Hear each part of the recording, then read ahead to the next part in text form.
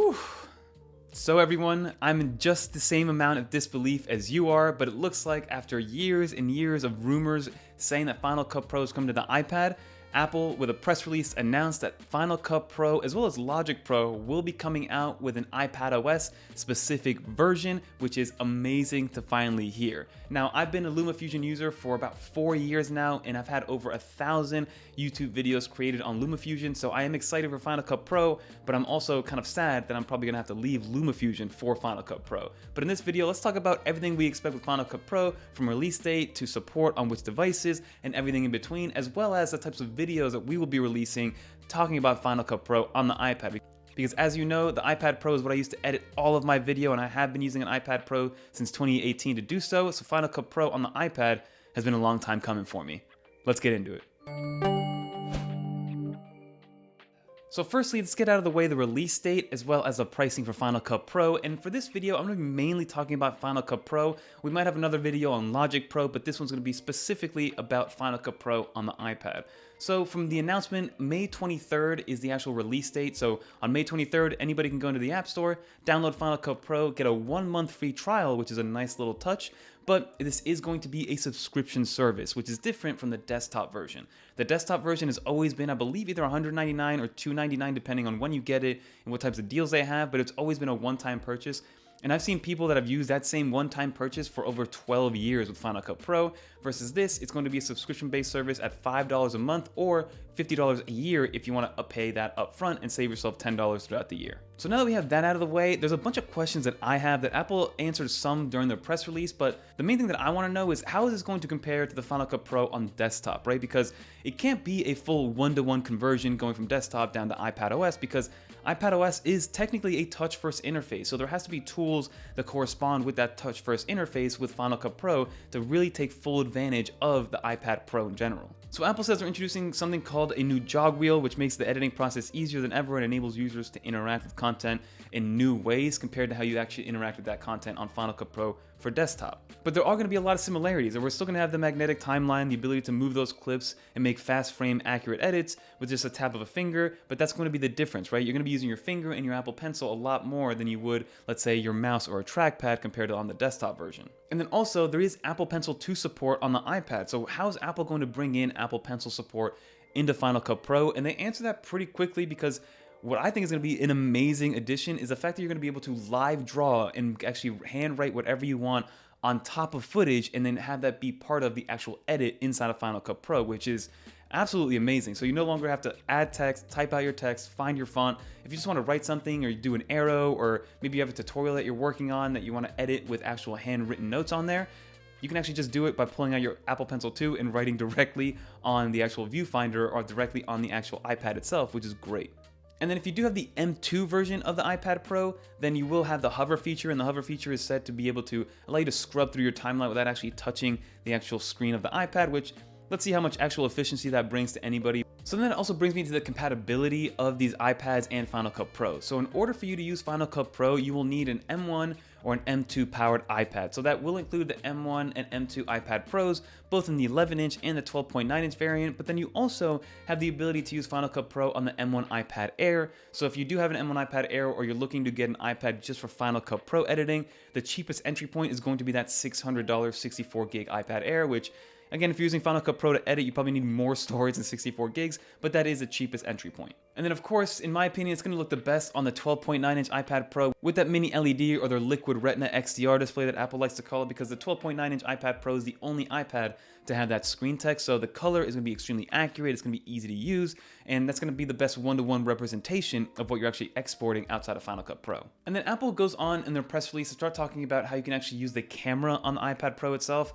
Now, I'm not somebody that uses the iPad Pro camera literally at all. The only time I use the iPad Pro camera is to scan documents. I do not use it for any creative work. I don't use it for any videography. I don't use it to take any pictures because I have my iPhone for that, or if I want to use an iPad, maybe I'll use an iPad mini to take a picture. But they do talk about the ability to use the camera inside of actual Final Cut Pro, so you don't have to go to the camera app.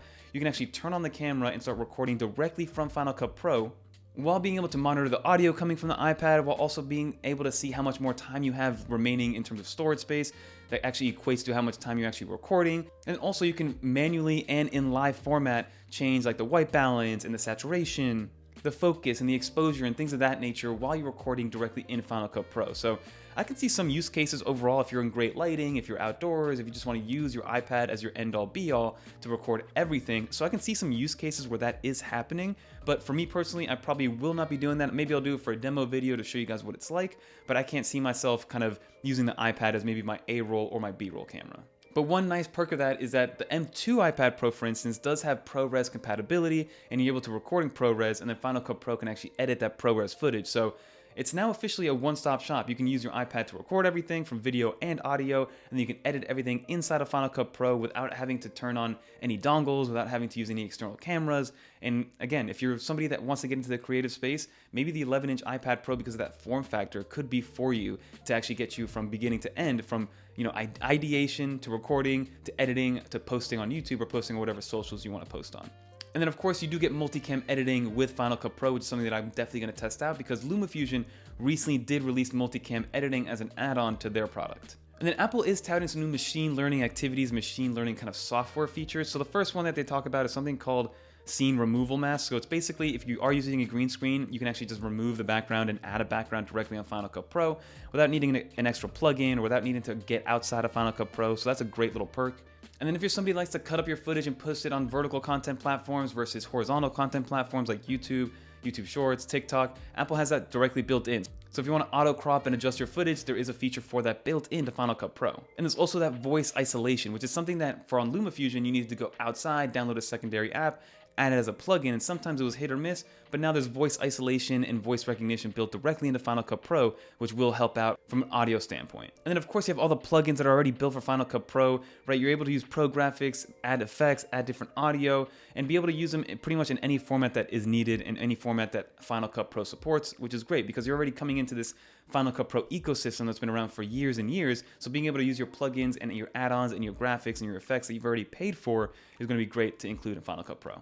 I am curious to know how Apple is going to handle maybe external storage support, like being able to work off of an external SSD. LumaFusion did add that after a couple of years, and it is pretty good and does serve its purpose because LumaFusion did have a lot of redundancy in their file formats because they wanted to make sure that you didn't lose any data. So that did take up a lot of space, especially on the baseline level iPad. So I'm curious to know how Final Cut Pro will handle the storage management of an iPad and of all the footage that you're using when editing in Final Cut Pro. But then also, can you use external storage to work off of an external SSD so you're not taking up any valuable storage on the iPad itself? And that is pretty much everything we know and everything that Apple gave us from this announcement on the press release. Final Cut Pro is releasing, like I said, May 23rd.